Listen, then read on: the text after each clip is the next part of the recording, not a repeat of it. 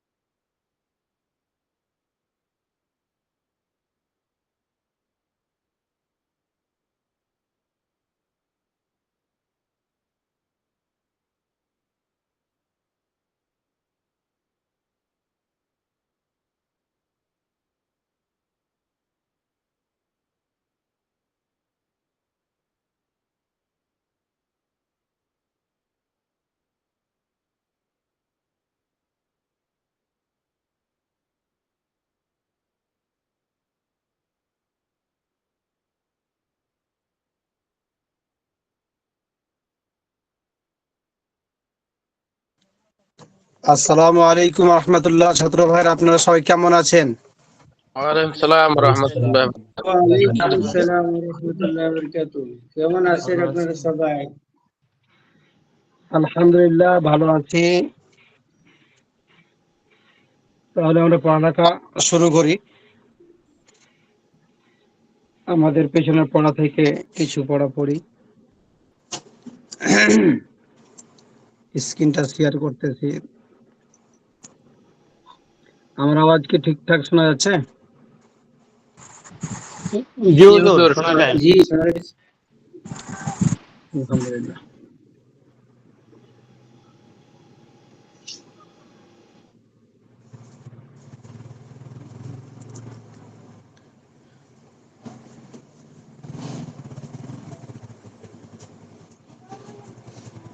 কত নম্বর পৃষ্ঠাতে পড়া ছিল জানা আছে আপনাদের?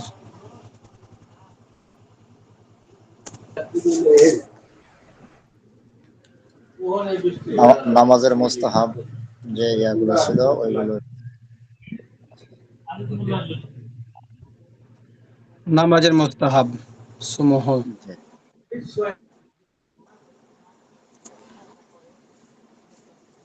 আচ্ছা, এখান থেকে 47 নম্বর পৃষ্ঠা পর্যন্ত নাকি নাকি আরো ছিল? এই পর্যন্ত ছিল।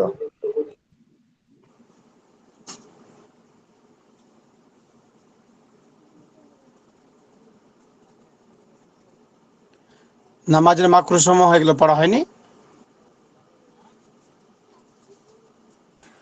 যে এগুলো পড়া হয়েছিল নামাজের মোস্তাহাব।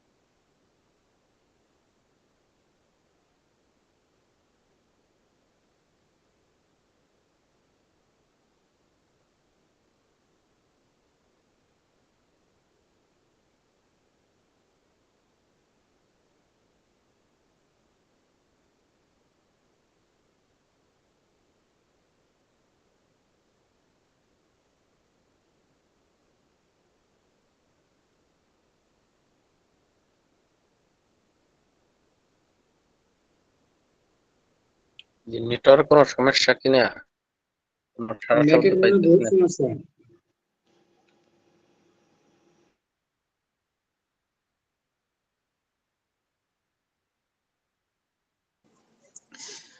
ঠিক আছে ভাইরা, আমার একটু সমস্যা হয়েছিল।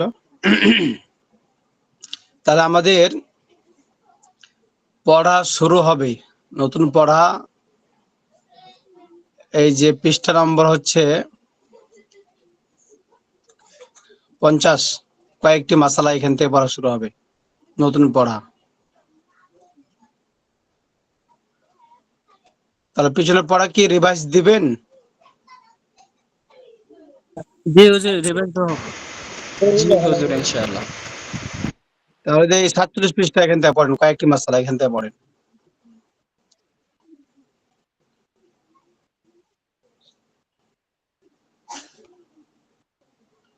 কে পড়বেন? হুজুর আমি পড়তেছি, বিসমিল্লাহ। বিসমিল্লাহির রহমানির রহিম। নামাজের মধ্যে মানবীয় কোনো দোয়া করলে নামাজ ফাসেদ হয়ে যাবে। মানবীয় দোয়া হচ্ছে এমন দোয়া যা কোরআনে বা সুন্নায় নেই এবং যা মানুষের কাছে চাওয়া অসম্ভব নয়। যেমন আল্লাহুম্মা আতিমনি কাজা, আও আলবিসনি কাজা, ওয়া আলবিসনি কাজা, আও আ'তিনি নুকাউইদ। যদি কোনো বিষয়কে কেন্দ্র করে নকুদা, এমন কোনো নকুদা, নকুদা যা শব্দটা আছে, নকুদা। মানবীয় কালাম নয় বরং নামাজের উপযোগী কালাম, তবু নামাজ ফাসেদ হয়ে যাবে।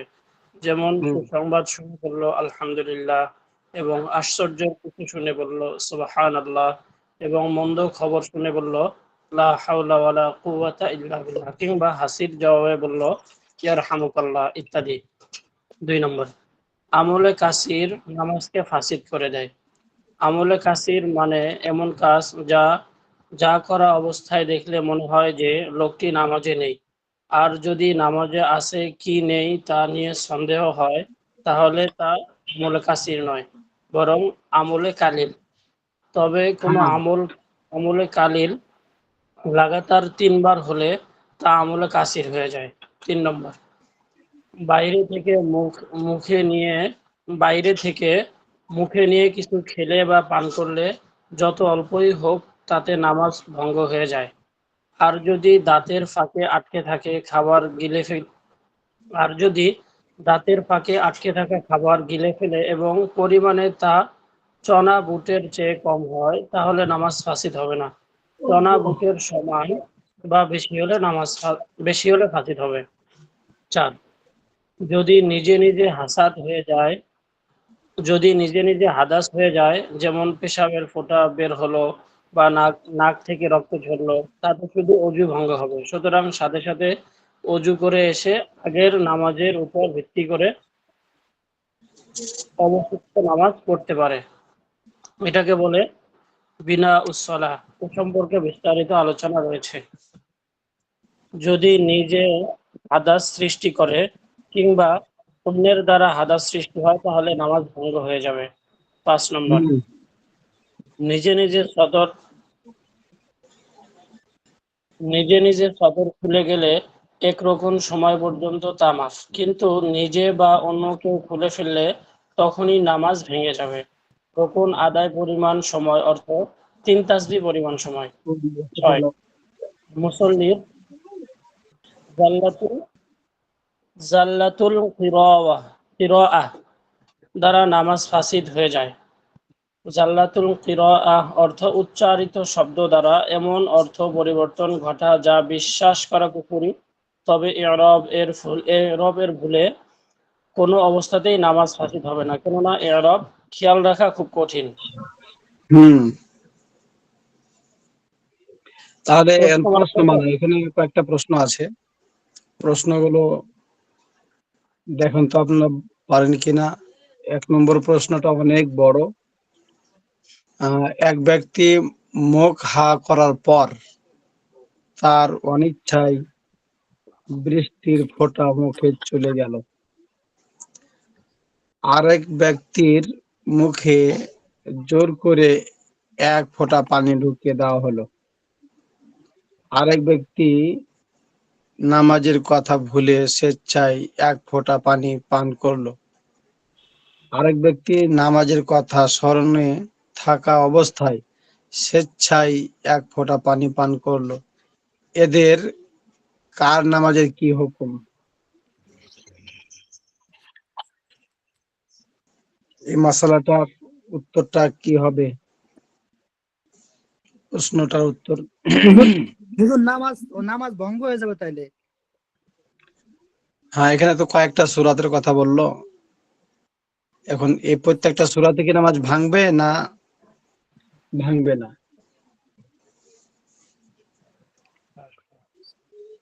হুজুর, এটা মানে পুরো ব্যাখ্যা করে দিলে ভালো হতো, একটা একটা করে ব্যাখ্যা করে দিলে। এবং আমার জানা মতো নামাজ ভেঙে যাবে যদি হচ্ছে ওই চনা পরিমাণ পানি হয়, বেশি পানি হয়। আমার জানার মতো এক ব্যক্তি মুখ হাঁ করার পর যদি অনিচ্ছে বৃষ্টি ফোঁটা মুখে ঢেলে গিয়ে, তাহলে এটা নামাজ ভঙ্গ হবে না। আচ্ছা, আর আর আরো বলেন কেউ কেউ।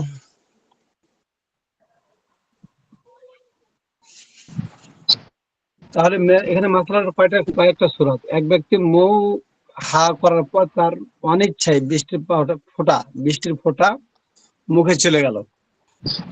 আরেক ব্যক্তি এই ব্যক্তি এই যে নামাজ বৃষ্টির হয়ে ফোঁটা যাবে মুখে চলে হযরত। গেল, এই এক ফোঁটা পানি অনিচ্ছায় তার মুখে চলে গেল। আরেক ব্যক্তির মুখে জোর করে এক ফোঁটা পানি আরেক ঢুকিয়ে দেওয়া ব্যক্তির হলো, মুখে জোর করে পানি এটাও হবে ইনশাআল্লাহ। ঢুকিয়ে দেওয়া হলো, তাহলে অনিচ্ছায় এবং জোর করে ঢুকিয়ে দেওয়া হলো। আরেক ব্যক্তির সম্ভবত ভুলে স্বেচ্ছায় এক ফোঁটা পানি শেষের পান ব্যক্তির করলো। নামাজ হবে না, আর বাকি সবার নামাজ হবে হযরত। হ্যাঁ, আরেক ব্যক্তির নামাজের কথা স্মরণ থাকা অবস্থায়, যেখান থেকে আওয়াজ আছে আপনি মিউট করে দেন না। হ্যাঁ, আসিফ যার ভাই ওখানে মিউট আওয়াজ করুন। আসতে পারে একটু মিউট করে দিলে ভালো হয়।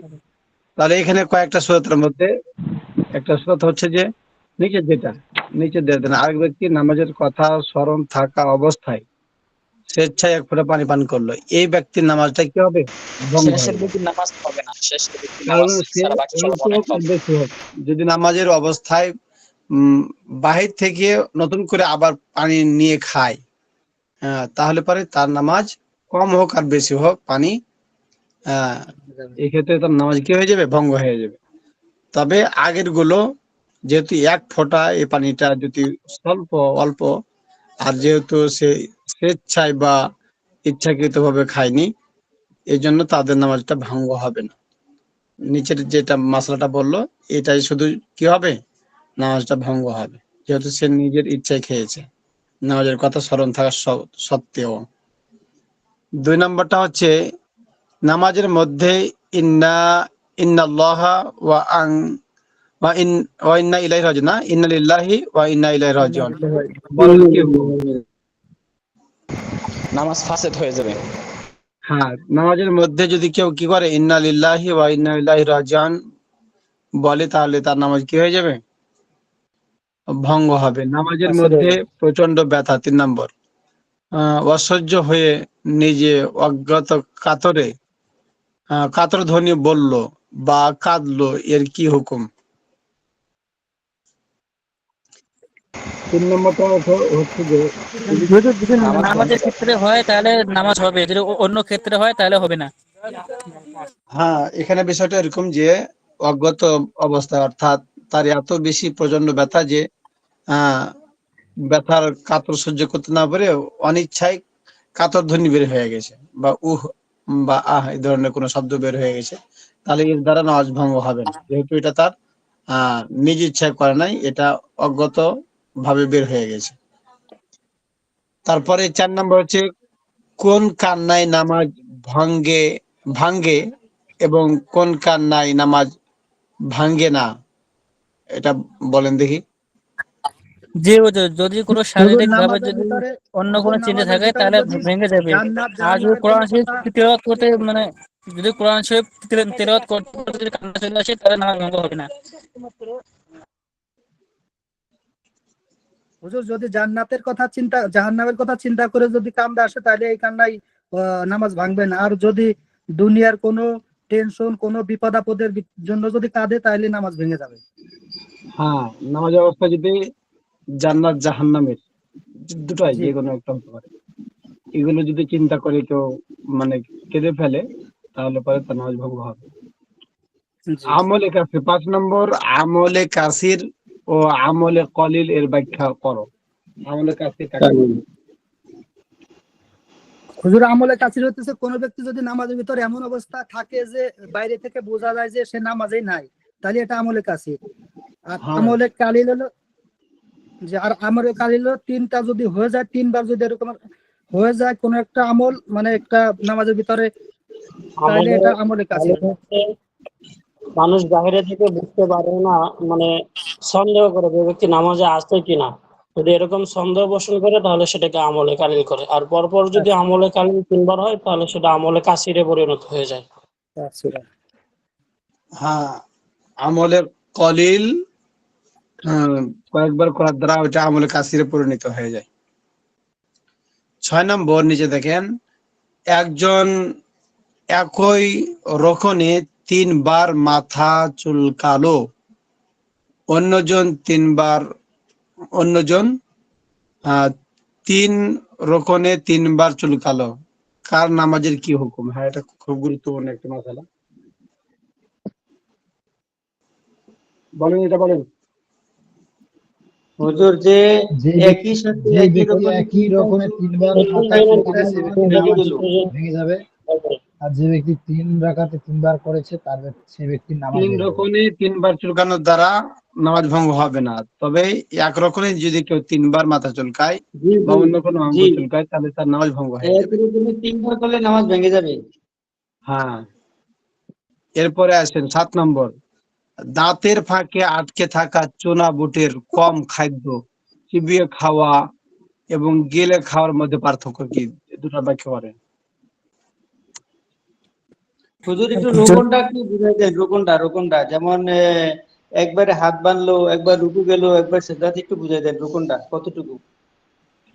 রোকন বলতে বুঝায় হলো যে দাঁড়ানো অবস্থা হলো একটা রোকন, রুকুতে যাওয়ার আগ পর্যন্ত এটা একটা রোকন। হ্যাঁ, আর রুকু একটা রোকন, রুকু পুরাটা একটা কি রোকন। আবার রুকু থেকে উঠে যে দাঁড়ায়, দাঁড়ানো অবস্থাও একটা রোকন, আবার সিজদা একটা রোকন। হ্যাঁ, আবার বৈঠক একটা রোকন। তাহলে এগুলো আলাদা আলাদা রোকনে যদি কি করে, যদি কেউ মনে করে সিজদা থাকা অবস্থায় 3বার চুলকায়, এক সিজদা থাকা অবস্থায়, তাহলে পরে এই এক সিজদা একটা যেহেতু রোকন, সেক্ষেত্রে তখন তার নামাজটা কি হয়ে যাবে, আমাদের কাসির হওয়ার কারণে ভঙ্গ হয়ে যাবে। তবে কেউ মনে করেন যে দাঁড়ানো থাকা অবস্থায় একবার চুলকাইছে, আবার রুকুতে একবার, আবার সিজদাতে আরেকবার, তাহলে 3 রকমে 3বার চুলকানোর দ্বারা নামাজ ভঙ্গ হবে না, কারণ এটা রকম গুলো ছিল কি ভিন্ন ভিন্ন। আর একই রকমের 3বার যদি হয় তাহলে নামাজ ভঙ্গ হয়ে যাবে। আল্লাহ হুজুর মাফ করো, জানেন না মানুষকে বহুত দেখছি এক রকমে মনে 10-12 অসুল পাইছি। হ্যাঁ, আছে, ওরকম অনেক মুসল্লি আছে যারা এক রকমের একাধিকবার কি 3বারের বেশি, একদিন 4বার আমি 5বার বুঝে হয়ে বুঝে গন্তিছি হুজুর, এক জানেন না মানুষ নামাজ পড়ে দেহে হারে এই অবস্থা। আমি পরে জিজ্ঞাসা করলাম যে কি করলেন আপনি, এরপর তো ঠিক হয়েছে। হ্যাঁ, এরকম অনেক মুসল্লি আছে, এই জন্য আমাদেরকে এই মশলাগুলো পৌঁছায় দিতে হবে। বলা দরকার এগুলো মসজিদে, যদি জুমার নামাজে বলা দরকার প্রতিটি মসজিদে। হ্যাঁ, যারা আমরা ইমাম সাহেব আছি বিশুদ্ধভাবে তারা তো বলবোই, বাকি আমরা যারা শিখতেছি আমাদের দায়িত্ব হলো অন্য ভাইয়ের কাছে পৌঁছায় দেওয়া। ওয়ালাইকুম আসসালাম। 7 নম্বরটা দেখেন, দাঁতের ফাঁকে আটকে থাকা চুনা বুটের কম খাদ্য চিবিয়ে খাওয়া এবং গিলে খাওয়ার মধ্যে পার্থক্যটা কি?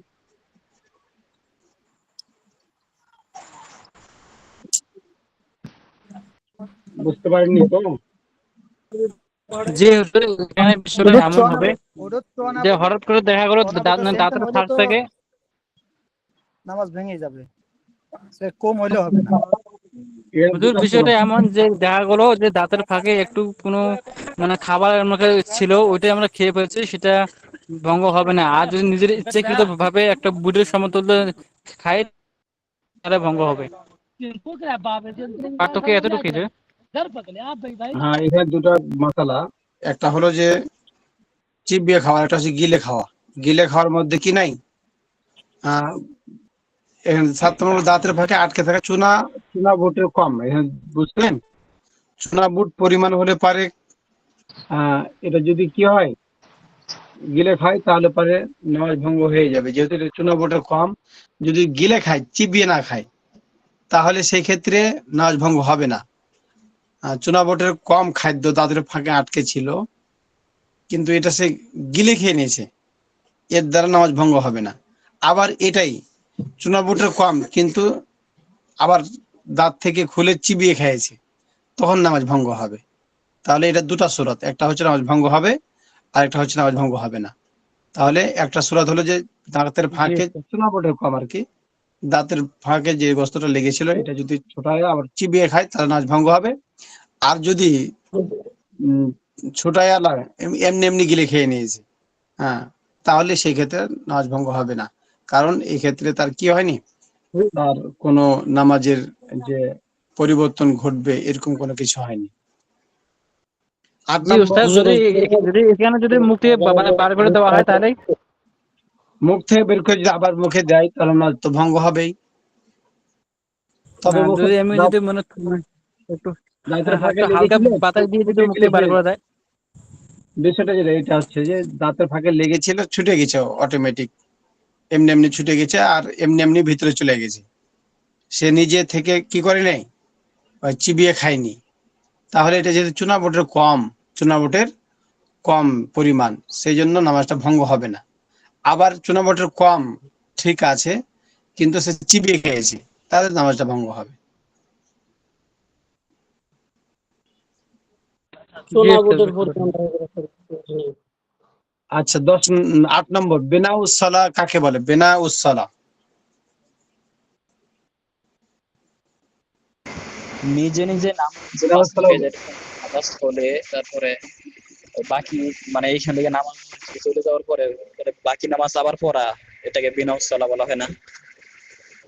হ্যাঁ, বেনা উসসালা বলতে যে নামাজের মধ্যে যদি কারো কি হয়, কোনো সমস্যা হওয়ার কারণে নামাজ কি হয় যে ভঙ্গ, মানে সেই নামাজের যতটুকু পড়েছে অতটুকু পড়ার পরে তার কোনো হাদাস হওয়ার কারণে নামাজটা কি হয়ে গেছে, স্থগিত হয়ে গেছে, ভঙ্গ হয়ে গেছে। এখন চাইলে সে বিনা উসসালা করতে পারে।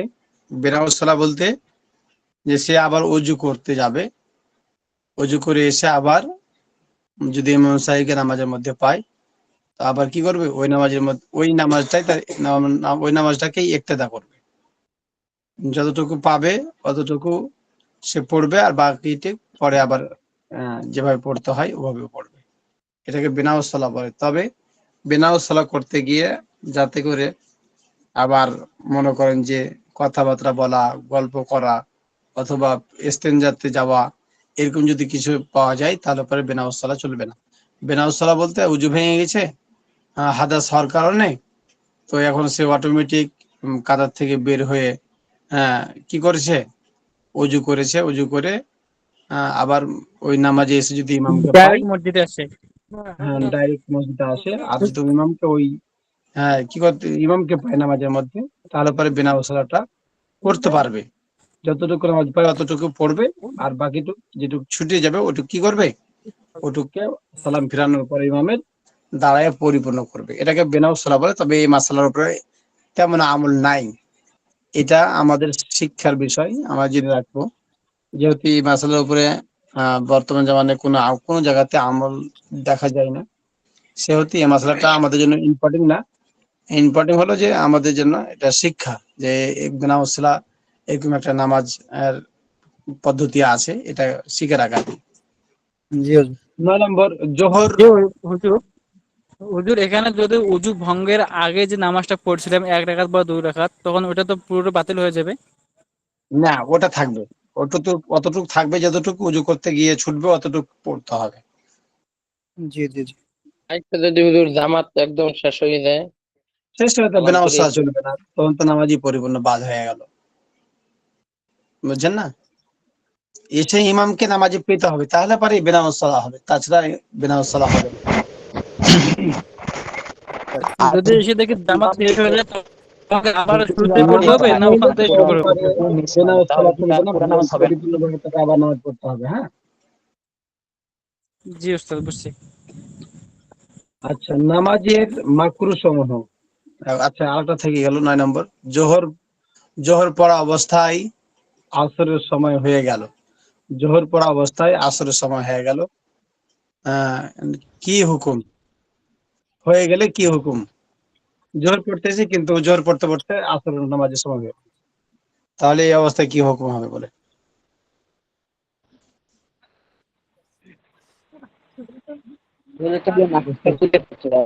যেহেতু আসরের টাইম হয়ে গিয়েছে, হুজুর, এটা তাহলে আপনি একটু বলে দিলে ভালো হয়। হ্যাঁ, জোহর পড়তে পড়তে যদি আসরের ওয়াক্ত ঢুকে যায় তাহলে পরে এই নামাজটার কি হুকুম, তাই না? এটার আগে মশলাটা গিয়েছে। আর মশলাটা এরকম হচ্ছে যে জোহর পড়তে পড়তে যদি কি হয় আসর নামাজের সময় চলে আসে, তাহলে একটা মশলা অনুযায়ী নামাজটা মানে ভঙ্গ হয়ে যাবে। আর তখন কি করবে, পরবর্তীতে আবার নামাজ ছেড়ে দিয়ে আসরের রক্ত যেহেতু ঢুকে গেছে তখন কাজা পড়বে। বুঝতে পারছেন কি? যেহেতু একই একই নামাজ দুই অক্টে চলে না, মানে দুই টাইমে, একটা জোহর টাইম আর একটা হচ্ছে কি আসর টাইম। যেহেতু নামাজ শুরু করেছিল জোহরের সময় থাকতে আর শেষ করতে পারেনি জোহরের রক্তে, যেহেতু সে সময় ঢুকে গেছে কোথায়, আসর রক্ত ঢুকে গেছে, তাহলে একই নামাজ বা জোহর নামাজ একটাই নামাজ, সময় হচ্ছে কয়টা, দুইটা। দুইটা। দুইটা হওয়ার কারণে নামাজটা কি থাকে না, আর নামাজটা দুই সময়ের কারণে নামাজটা তখন ভঙ্গ হয়ে যায়। সেই ক্ষেত্রে তখন নামাজ ছেড়ে দিয়ে আসরের টাইম যেহেতু ঢুকে গেছে তখন আবার কাজা পড়বে আর কি।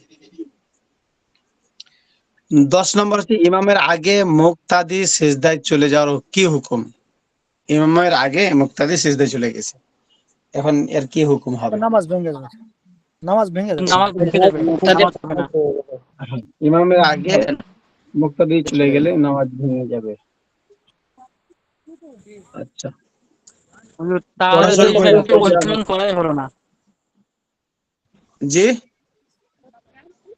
হুজুর, তাহলে তো ইমামকে অনুসরণ করাই হলো না যদি হ্যাঁ, আগে চলে যায়। ইমামকে অনুসরণ করা হলো না। ঠিক আছে, এই জন্য আমার নতুন পড়া শুরু করি না, আবার সময় চলে গেল তো ওটুকু আপনারা পড়ে নেবেন না একা একা। দেখেন এখানে যে কয়েকটি মাসালা দেখেন, 50 নম্বর পৃষ্ঠায় যে আমার স্ক্রিনে দেখা যাচ্ছে এটা। 1 নম্বর হচ্ছে কষ্টদায়ক কোনো কারণে 1-2 বার শরীর চুলকানো মাকরুহ নয়। কষ্টদায়ক মানে অত্যন্ত কষ্ট হচ্ছে, মানে চুলকানি অথবা যে চর্মরোগ এ জাতীয় কোনো যদি খতরনাক হয়, চুলকানো ছাড়া মানে টিকা মুশকিল, এরকম যদি হয় তাহলে সেক্ষেত্রে কি বলছে, কষ্টদায়ক কোনো কারণে 2-1 বার, আমাদের তো কাফির হলে 3 বার লাগে তাই না, সেক্ষেত্রে 2-1 বার চুলকানো এটা কিনা এটা মাকরুহ হবে না, কারণ এটা হচ্ছে মাঝে অপারগ। মধ্যে হুজুর গায়ে মাঝে মাঝে মশা পড়ে হুজুর। হ্যাঁ, একবার 2 বার গেলে তো সেক্ষেত্রে হবে না, নামাজ ভঙ্গ হবে না। তবে ইচ্ছাই যাতে করে যেটা আমি সহ্য করতে পারবো, যে যেটা আমি সহ্য করতে পারবো এরকম অবস্থায় যদি সে কি করে হাত উঠায় আবার সে চুলকায়, সেক্ষেত্রে মাকরুহ হবে। আর সহ্য করার মতো না হলে পারে তখন সেক্ষেত্রে মাকরুহ হবে না। নাম্বার 2 হচ্ছে সিজদা করা সম্ভব না হলে সিজদার স্থান থেকে কঙ্কর সরাবে, কিন্তু পূর্ণরূপে সিজদা করার জন্য একেবারে বেশি সরাবে না। তাহলে এখানে যে সিজদার মনে করেন যে আগের যুগে তো আমাদের তখন টাইলস পাকা এসি সব কিছু এখন, হ্যাঁ, কিন্তু আগে তো এত পাকা মসজিদ ছিল না, মানে মেঝের কাঁচা ছিল, অনেক সময় আহ, ছোট ছোট কঙ্কর পড়ে থাকতো বা ধূলিকণা পড়ে থাকতো। তো এই যে এই কথাটা এখানে আসছে, সেজদা করা সম্ভব না হলে, মনে করি এমন ভাবে ধুলাবালি পড়ে আছে বা কঙ্কর পড়ে আছে, যে সেজদার স্থান থেকে কঙ্কর সরাবে, মানে চাইলে একবার কি করতে পারবে, ওখান থেকে হাত দিয়ে সরাই দিতে পারবে। তো একবার সরালে তো আর আমলে কাছে হচ্ছে না, কিন্তু পূর্ণরূপে সিজদা করার জন্য একেবারে বেশি সরাবে না, যেমন না হয় যে আমি সিজদা করার জন্য একেবারে ব্যস্ত হয়ে গেলাম কঙ্কর সরাতে, এরকম যাতে বোঝা না যায়, এই জন্য কি করবে না, একবার কোনরূপ ভাবে সরাতে পারবে। মানে এমন ভাবে সরাতে সরাতে হবে মৃদুভাবে হালকা। হ্যাঁ, হ্যাঁ। 3 নাম্বার হচ্ছে নামাজে যাওয়ার পথে এবং নামাজের অপেক্ষায় থাকা অবস্থায় ও আঙ্গুল মটকানো এবং আঙ্গুল জড়ানো মাকরুহ। তা নামাজে যাওয়ার পথে, নামাজে যাওয়ার পথে বলতে কি, আমি উজু ইস্তেঞ্জা করে একবারে নামাজের জন্য পরিপূর্ণভাবে প্রস্তুতি নিয়ে আমি মসজিদে যাচ্ছি, তো সেই ক্ষেত্রে আঙ্গুল না ফোটানো চাই। মানে যাতে আমি মসজিদে যাচ্ছি, আল্লাহর ঘরে যাচ্ছি নমনীয়তা ভাবে, হ্যাঁ, নত জান মানে একবারে কেমন জানি মাথাটাকে নিচু করে আল্লাহর ধ্যানে আমি চলতেছি, জিকিরে ফিকিরে। এক কথায় জেলখানার কয়েদির মতো। হ্যাঁ হ্যাঁ, এরকম যাতে বোঝা যায় যে আমি আল্লাহর ঘরে যাচ্ছি, আল্লাহর কাছে আল্লাহর ইবাদত করার জন্য। আমি গোলাম, আল্লাহ মালিক। গোলামের মতো থাকা উচিত। সেক্ষেত্রে যে আমি মনে করেন যে দাম্ভিক্য ভাবে হাঁটি, হ্যাঁ, বা মনে করেন যে একবারে অহংকারের মতো চলি, তাই এটা কেমন দেখায়। এই জন্য আঙ্গুল মটকানোটাও এটা একটা মাকরু মধ্যে এটাকে আনছে। এটা একটা দর্শনীয় কাজ। মাকরু মানে কি? দর্শনীয়। এই জন্য নমনীয়তা ভাবে চলা। এই জন্য সূরা লোকমানের মধ্যে আছে না, লোকমান আলাইহিস সালাম তার ছেলেকে বলতেছে, ওই যে আছে না ওয়াকদিদ নাকি আয়াতটা মনে আসতেছে না আমার, যে তুমি তোমার জমিনে চলার সময় তুমি কি করো? দাম্ভিক্য ভরে চলিও না, নমনীয় ভাবে তোমার চলো। সিনাটা উঁচু করে চলিও না। হ্যাঁ হ্যাঁ ওয়ালা তামশি ফিল আরদি মারাহা। হ্যাঁ, মারহা, মাশাআল্লাহ। তো এই যে এখানে লোকমান আলাইহিস সালাম তার ছেলেকে মানে শিক্ষা দিচ্ছে যে জমিনে দাম্ভিক্য ভরে চলো না, নমনীয় ভাবে চলো, যাতে করে মানুষে তোমাকে অহংকারী না বলে। ঠিক ওভাবে আল্লাহর কাছে হাজিরা দিতে যাওয়া মানে আমি গোলাম, আল্লাহর কাছে আমি মালিকের কাছে কি করছি? উপস্থিত হতে যাচ্ছি।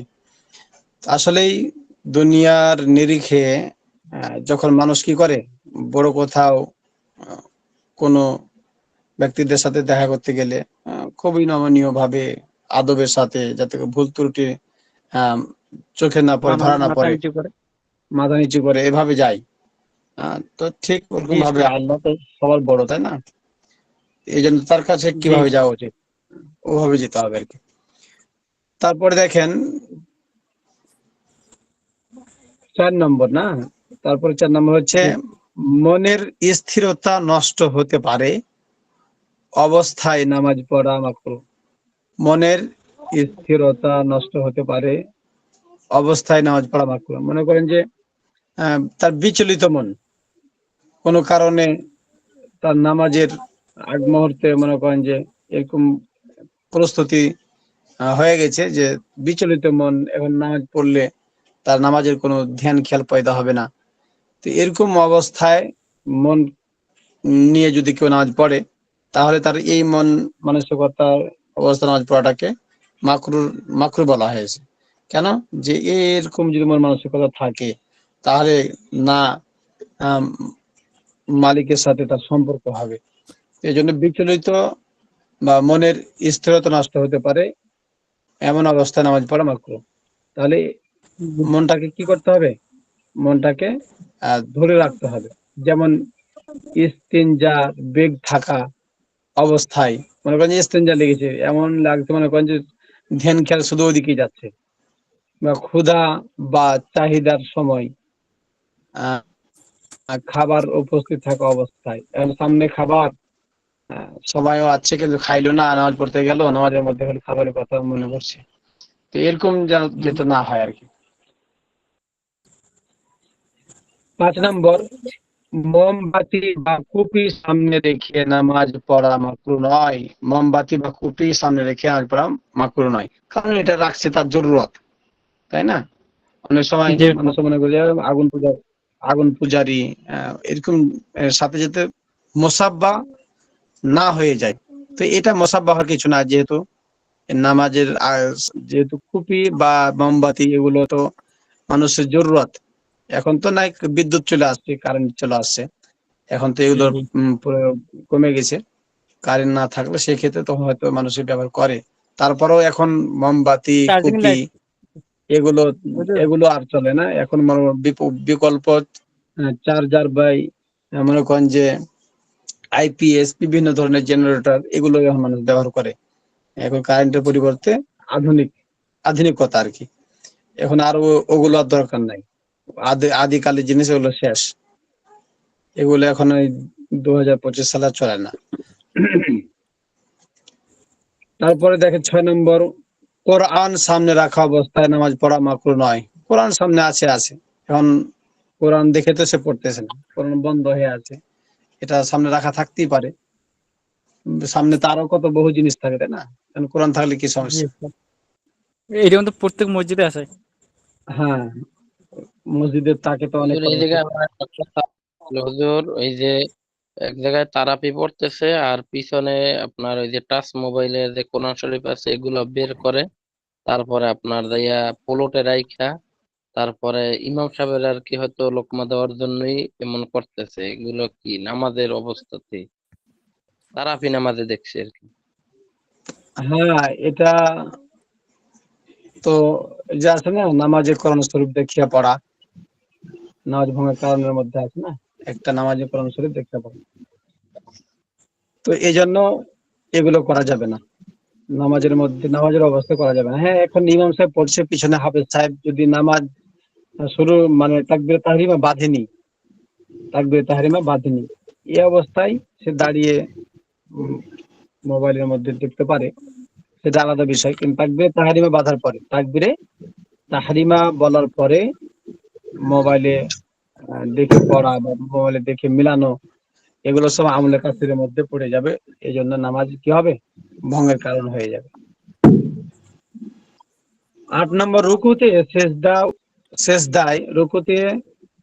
সেজদায় ও কিয়ামের অবস্থায় শরীরের সাথে চেপে থাকা কাপড় ঠিক করা মাকরুহ নয়।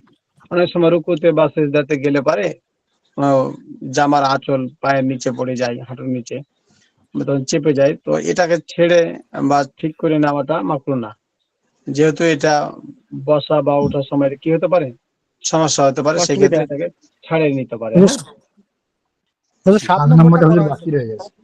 7 নম্বরটা, হ্যাঁ, ক্ষতিকর আশঙ্কা থাকা অবস্থায়, ক্ষতির আশঙ্কা থাকা অবস্থায় সাপ বিচ্ছু মারা মাকরুহ নয়।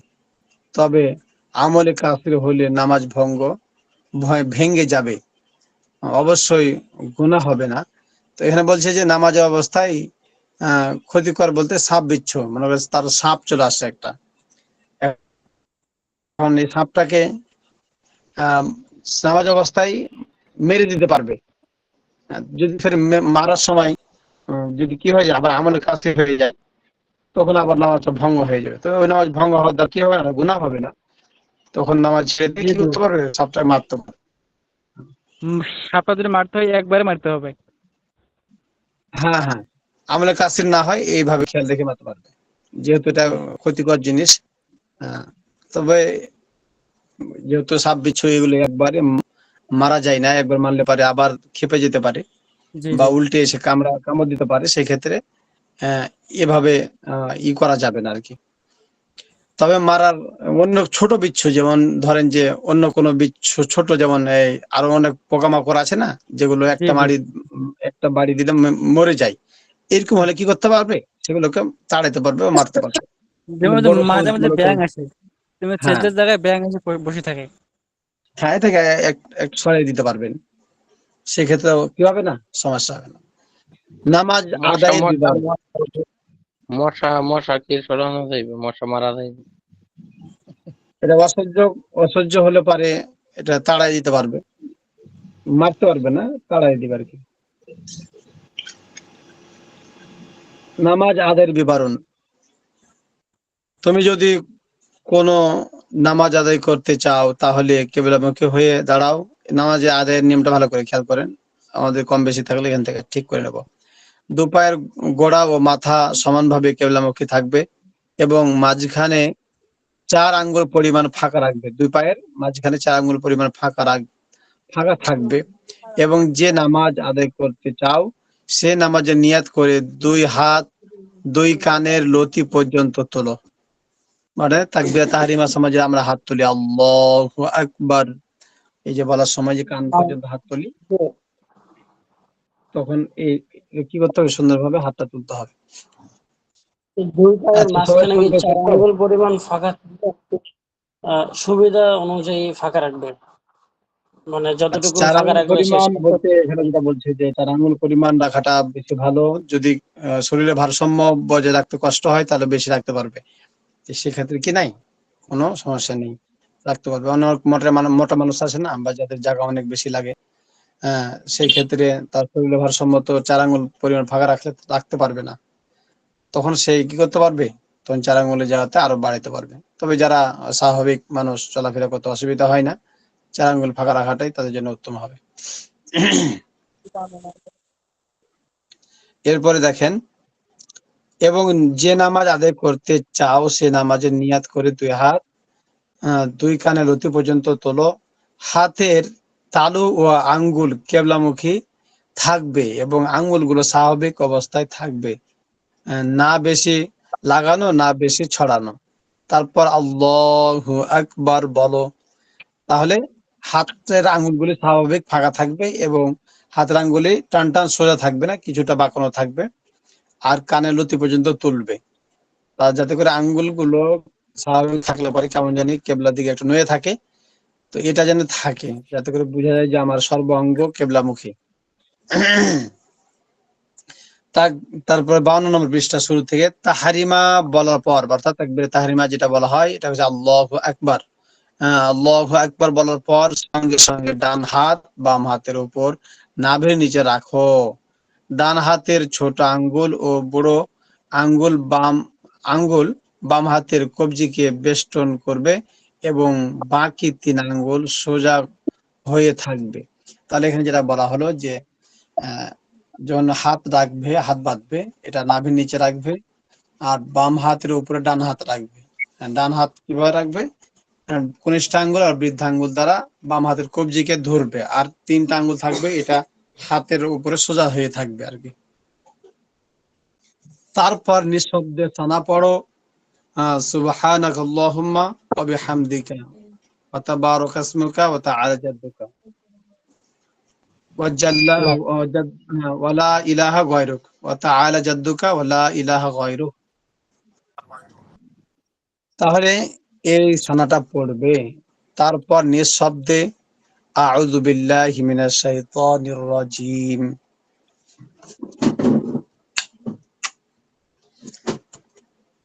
তারপরে বিসমিল্লাহির রহমানির রহিম বলো। তারপর সূরা ফাতিহা, তারপরে কি সূরা ফাতিহা পড়ো। তারপর নিঃশব্দে আমিন বলো। তারপর কোন সূরা বা কমপক্ষে ছোট ছোট 3টি আয়াত বা বড় একটি আয়াত পড়ো। তারপরে কি বলছে, আল্লাহু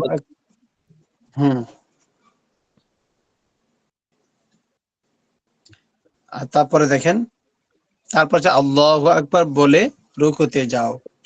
আছে না যে আমরা নুরানি কায়দাতে পড়িনি যে নামাজের প্রথম রাকাতে রুকুর আগে 11টি মাসালা আছে না,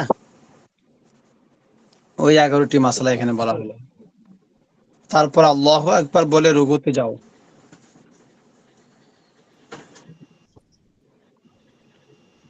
তারপর দেখেন, পিঠ বিছানো থাকবে এবং মাথা ও নিতম্ব সমান থাকবে এবং আঙ্গুলগুলো ফাঁকা ফাঁকা করে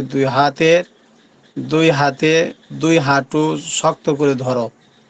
তার রুকুতে থাকা অবস্থায় 2 হাতের আঙ্গুলগুলো একটু ফাঁকা করে রেখে হাঁটুকে ভালো করে ধরবে আর শক্ত করে। আর রুকুতে অন্তত 3 বার সুবহানা রাব্বিয়াল আযীম বলো। তারপর সামি আল্লাহু লিমান হামিদা রব্বানা লাকাল হামদ বলতে বলতে রুকু থেকে মাথা তোলো। মুক্তাদি শুধু রব্বানা লাকাল হামদ বলবে।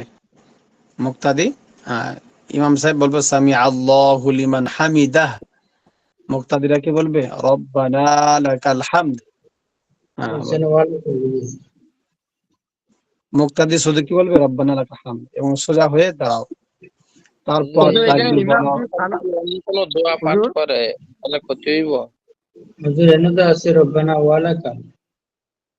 আচ্ছা, এই রব্বানা ওয়ালাকা এটাও পড়া যাবে। হাদিসের শব্দের মধ্যে ভিন্নতা থাকার কারণে যদি কেউ চায় রব্বানা ওয়ালাকাল হামদ, রব্বানা ওয়ালাকাল হামদ, তবে অর্থ কি একই। সামি আল্লাহু লিমান হামিদা, রব্বানা ওয়ালাকাল হামদ, রব্বানা লাকাল হামদ ছিল না, ওখানে ওয়াওটা বেশি আছে, এটা অসুবিধা না। চাইলে কেউ এইভাবে পড়তে পারে, তবে আমরা যেহেতু রব্বানা লাকাল হামদ পড়ি, এটাতে কোনো অসুবিধা নেই। এবং সোজা হয়ে দাঁড়াও। ইমাম সাহেব কি দাঁড়িয়ে অন্য কোনো তাসবিহ পাঠ করতে পারবো কি? মুক্তাদিরে যখন রব্বানা লাকাল হামদ পড়বে, ওই ক্ষেত্রে ইমাম সাহেব অন্য ইমাম সাহেব কোনো চাইলে ইমাম সাহেব চাইলে বাকিটুকু এরকম একটা পড়তে দোয়া পারে। আছে যে আল্লাহুম্মা ইদনি আলা যিকরিকা ওয়া শুকরিকা ওয়া হুসনি ইবাদাতিক, এই দোয়া পড়তে পারবে কিনা? না, এখানে যেহেতু নেই তাহলে একটা দোয়া বলা আছে তো যাবে না। যে হামদান কাসীরান হুজুর এখানে তাইয়িবান মুবারাকান ফি, এটা পড়া হামদান যাবে? কাসিরান তাইয়িবান এখানে মুবারাকান ফি। চাইলে পারে এতটুকু পড়তে পারে, রব্বানা লাকাল হামদ হামদান কাসীরান তাইয়িবান মুবারাকান ফি, এটুকু বলতে পারে। ইমাম কি রব্বানা লাকাল হুজুর হামদ তাহলে এখানে অন্য ইমাম কোনো সাহেব দোয়া সামি পড়তে পারে, আল্লাহু অন্য লিমান কোনো দোয়া হামিদার পরে শুধু রব্বানা এটাই লাকাল আমরা হামদ বলতে পাইছি পারে? হ্যাঁ। যেটা আপনি বললেন ওইটাই পাইছি। আচ্ছা, এদিকে খেয়াল করেন, আমি একটু বলি। আর ইমাম সাহেব সামি আল্লাহু লিমান হামিদাহ, এতটুকু বলে ইমাম সাহেবের জন্য যথেষ্ট। হ্যাঁ, এতটুকু বলে ইমাম সাহেবের জন্য যথেষ্ট। বাকিটুক রব্বানা লাকাল হামদ বা রব্বানা ওয়ালাকাল হামদ, এতটুকু কে পড়বে? এতটুকু মুসল্লিরা পড়লে বাস কাফি। এখন যদি চাই, মনে করেন ইমাম সাহেব সামি আল্লাহু লিমান হামিদা রব্বানা লাকাল হামদ হামদান কাসীরান তাইয়িবান মুবারাকান ফি, যদি এ পর্যন্ত বলতে চায় তো বলতে পারবে। তবে বিশেষ বেশিরভাগ নামাজ শিক্ষার যে সব ইগুলো আছে, এখানে শুধু রব্বানা লাকাল হামদ এ পর্যন্ত ইমাম সাহেব বলাটাই বেশি পাওয়া যায়। তবে চাইলে পুরোটাই পড়তে পারে। আর মুক্তাদি রব্বানা লাকাল হামদ থেকে শুরু করবে, রব্বানা লাকাল হামদ। আর মুক্তাদি চাইলে হামদান কাসিরান এটাও পড়তে পারে, হামদান কাসিরান তাইয়িবান মুবারাকান ফি, এটাও মুসল্লিরা পড়তে পারবে। তবে এখানে আর অন্য কোনো দোয়া পড়ার ব্যাপারে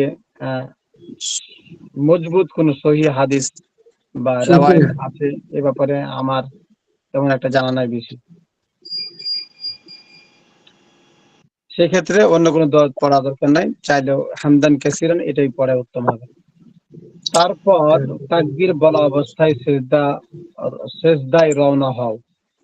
তাকবীর বলা অবস্থায় আল্লাহু আকবার বলে কি করবে? সিজদার দিকে যাবে। এবং প্রথমে দুই হাঁটু, তারপর দুই হাত, তারপর দুই হাতের মাঝে কপাল ও নাক মাটিতে রাখো। তাহলে প্রথমে কি বললো? দুই হাত। তারপরে প্রথমে কি সিজদায় যাওয়ার সময় প্রথমে দুই হাঁটু, তারপর দুই হাত, তারপর দুই হাতের মাঝখানে কপাল ও নাক মাটিতে রাখো। তাহলে তাহলে সিজদায় যাওয়ার সময় প্রথমে যে অঙ্গগুলো আছে, হাঁটু, হাত, তারপরে নাক, তারপরে কি কপাল, এভাবে কি করবে? সিজদাতে যাবে। আর রুকুতে তারপর কি বলছে?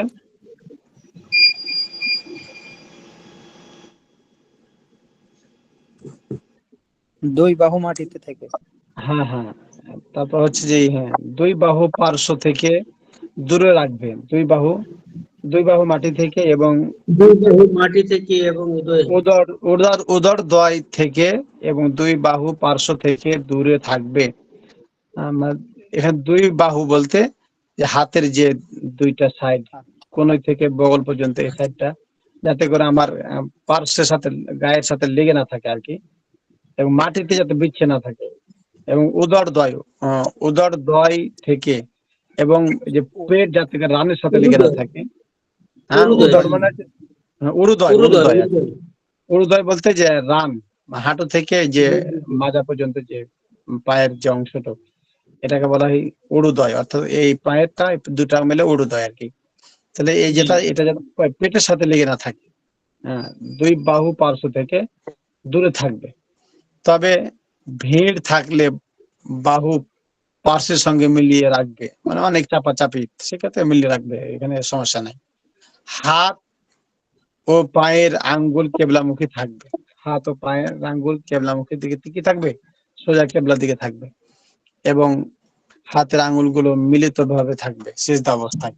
ফাঁকা ফাঁকা করে রাখবে না। সিজদার অন্তত 3 বার সুবহানা রাব্বিয়াল আ'লা বলো। তারপর তাকবীর বলা অবস্থায় মাথা তোলো এবং দুই সিজদার মাঝে ইতমিনানের সাথে তাশাহুদের মতো বসো, অর্থাৎ দুই সিজদার মাঝখানে সুন্দর হয়ে বসতে হবে। এমন না হয় যে একটা সিজদা দিয়ে উঠতে পারলাম না, আরেকটা সিজদা দিয়ে দিলাম, এরকম যাতে না হয় আর কি। এবং দুই হাত উরুদয়ের উপর রাখো, সুন্দর করে একটা সিজদা দিয়ে যেভাবে তাশাহুদের সূরাতে বসি ঠিক ওভাবে বসতে হবে। হ্যাঁ, হাতটা সুন্দর করে রাখলে একটা সিজদা দিয়ে সুন্দর করে বসতে হবে। বসাতে বসে তারপরে কি বলছে, ইতমিনানের সাথে তাশাহুদের মতো বসো, মানে তাশাহুদে যেভাবে বসে ওভাবে বসতে হবে। এবং দুই হাত উরুদয়ের উপর রাখো, অর্থাৎ দুই হাতকে কি করবে, দুই হাঁটুর উপর বরাবর সুন্দর করে রাখবে।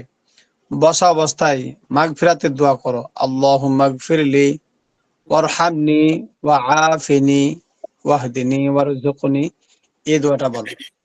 তাহলে এ কি করবে, এই দোয়াটা পড়বে দুই সিজদার মাঝখানে, আল্লাহুম্মা গফিরলি, ইয়া আল্লাহ আপনি আমাকে মাফ করেন, ওয়ারহামনি রহম করেন, ওয়া আফিনি সুস্থতা দান করেন, ওয়াহদিনি হেদায়েত দান করেন, ওয়ারযুকনি রিজিক দান করেন। এগুলো প্রত্যেকটা দোয়া খুব সুন্দর, এই জন্য আমরা চাইলে দুই সিজদার মধ্যখানে এই দোয়াটা পড়তে পারি। তারপর তাকবীর বলা অবস্থায় দ্বিতীয় সিজদা যাও এবং অন্তত 3 বার সুবহান রাব্বিয়াল আ'লা বলো।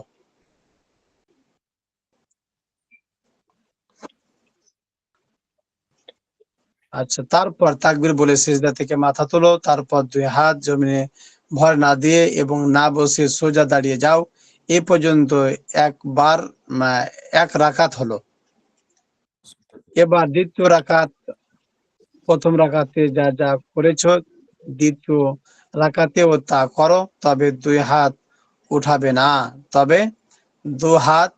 উঠাবে না এবং আউযুবিল্লাহ সানা ও আউযুবিল্লাহ পড়বে না, সানা এবং আউযুবিল্লাহ পড়বে না। দ্বিতীয় রাকাতের দ্বিতীয় সিজদা থেকে উঠে বাম পা বিছিয়ে তার উপর বসো এবং আঙ্গুলগুলোকে কিবলামুখী করে ডান পা খাড়া রাখো,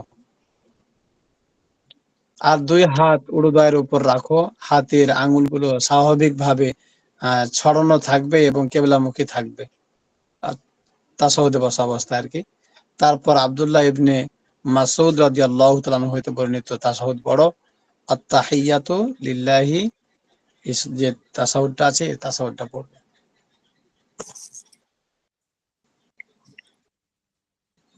তাহলে আজকে পর্যন্ত থাক, আত-তাহিয়াতুর পর্যন্ত। যাদের আত-তাহিয়াত, অনেকেই জেনারেল ভাই আছে ভালো করে আত-তাহিয়াতু পড়তে পারে না, আপনারা এটা ভালো করে মুখস্থ করে নেবেন। জি হুজুর, একটা আমার প্রশ্ন ছিল। প্রশ্ন ছিল হুজুর, যে আপনার এই যে ইমামতি যারা করাতেছে ইমাম সাহেব, ওই যে স্পিকারটা মনে করেন তো বারবার নামাজের সময় নিচে নামায় উপরে উঠায়, কোনটা জানো? স্পিকার আপনার ওই যে বক্স। হ্যাঁ, যে কানের মধ্যে যেটা লাগায় আর কি, মুখের সামনে বারবার টানে নিচে নামায়, এটা যদি আমলের কাফিরে পরিণত হয় তো নামাজ ভঙ্গ হবে।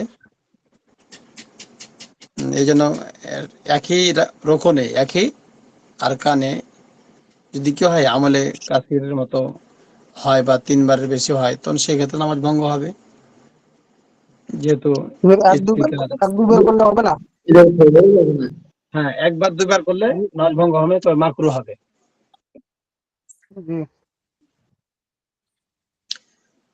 ঠিক আছে, আপনারা পড়তে থাকেন, অনেক মাসালা শেখার আছে আমাদেরকে শিখতে হবে, ভালো করে এই কিতাবটা পড়তে হবে। অন্য কিতাবের তুলনায় এই কিতাবটা একদম সহজ, বাংলাতে লেখা, মাসালাগুলো আমাদের প্রত্যেকেরই দরকার।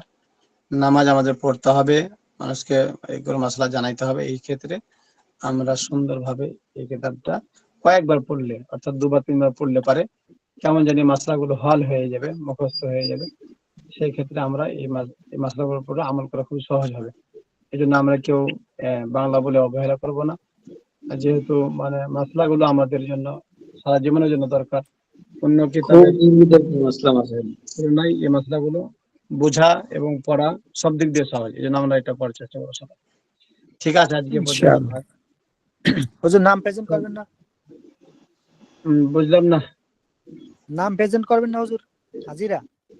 ও, নাম প্রেজেন্ট দেখি হচ্ছে কিনা, একদিন তো নিলাম হচ্ছিল না, আর দেখতেছি আমি, থামে। হুজুর দুই সেজদার মাঝখানে যে একটা দোয়া এখানে যেভাবে লেখা আছে, অন্য একটা বইতে পাইছিলাম যে ওইটা এইভাবে লেখা আছে, আল্লাহুম্মা গফিরলি ওয়ারহামনি ওয়াহদিনি ওয়াজবুরনি ওয়াআফিনি ওয়ারযুকনি, এইভাবে লেখা আছে। হ্যাঁ, ওয়াজবুরনিটা পড়তে পারেন, আল্লাহুম্মা গফিরলি গফিরলি ওয়ারহামনি ওয়ারহামনি ওয়াহদিনি ওয়াআফিনি ওয়ারযুকনি ওয়াজবুরনি, ওয়ারযুকনি শেষ ওয়ারফানি। জি ওয়াজবুরনিটা জি জি। কেউ চাইলে পড়তে পারে। আচ্ছা, এটা পড়া যাবে হুজুর? হ্যাঁ? হ্যাঁ, ওয়াজবুরনিটা চাইলে কেউ পড়তে পারে। ঠিক আছে।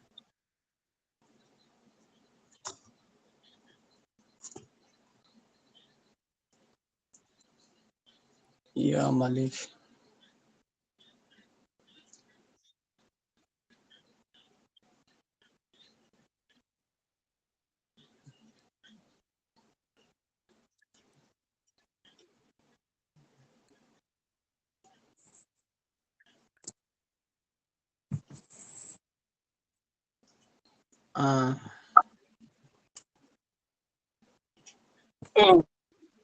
ওই আপনাদেরটা আমি খুঁজে পাচ্ছি না কেন?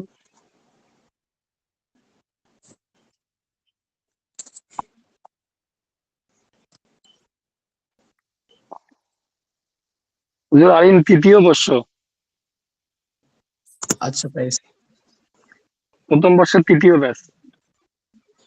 ওই যে আমার এখানে অ্যাক্সেস মনে হয় দেওয়া নাই, তো এই জন্য হচ্ছে না, যে আমি এটা ই করলাম, নামগুলো আসছে না। আপনারা আপনাদের ওই যে রোল নাম্বার যেটা, ওটা আপনাদের গ্রুপে দিয়ে দেন, হাজিরা হয়ে যাবে ইনশাআল্লাহ। ঠিক আছে হুজুর, ঠিক আছে। ঠিক আছে, সবাই ভালো থাকেন, সুস্থ থাকেন। আসসালামু আলাইকুম ওয়া রাহমাতুল্লাহ। ওয়ালাইকুম আসসালাম ওয়া রাহমাতুল্লাহি ওয়া বারাকাতুহু। আসসালামু আলাইকুম।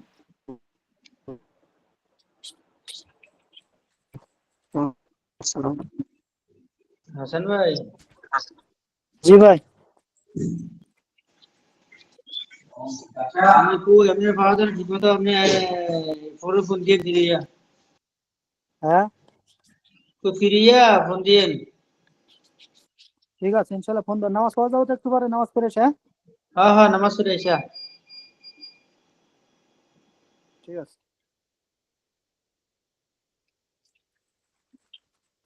আসসালামু আলাইকুম।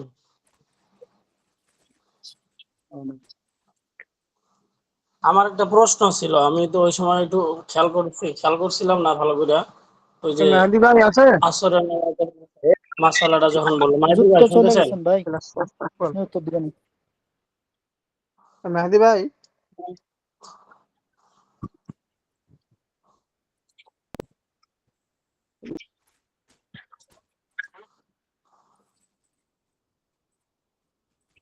মাহিদুল ভাই আছে, আর সাইদুল ভাই আছে, ওমর ফারুক ভাই মাশাআল্লাহ। এখানে বলতেছি আর কি, যে আমরাই তো ওখানে, মানে এক ব্যক্তি আব্দুল ফজরের নামাজে দাঁড়াইছে, আব্দুল লতিফ ভাই নামাজের আছেন? শেষ মুহূর্তে। আব্দুল লতিফ ভাই আছেন?